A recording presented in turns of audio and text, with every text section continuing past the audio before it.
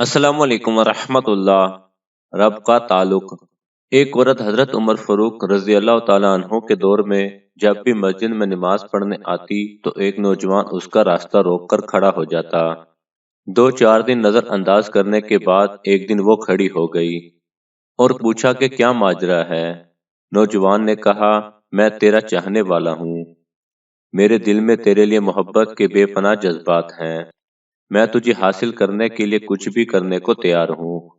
اس عورت نے کہا، ٹھیک ہے، میری کوئی شرط نہیں، اگر تو میرا اتنا ہی چاہنے والا ہے تو ایک شرط پوری کر دے، تو پھر میں تیرے لیے حاضر ہوں۔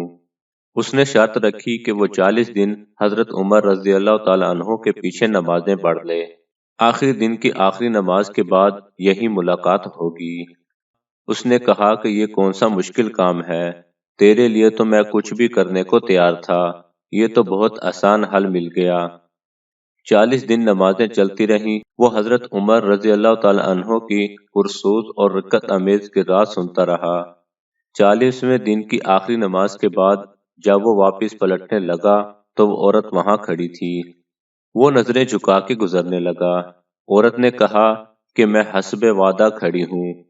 نوجوان نے سر جھکا کر جواب دیا، میرے دل کا تعلق عمر نے رب سے جوڑ دیا ہے، اب تم کھڑی بھی رہو تو میں تمہاری طرف نظر التفات بھی نہیں کروں گا۔ جزاک اللہ خیرا۔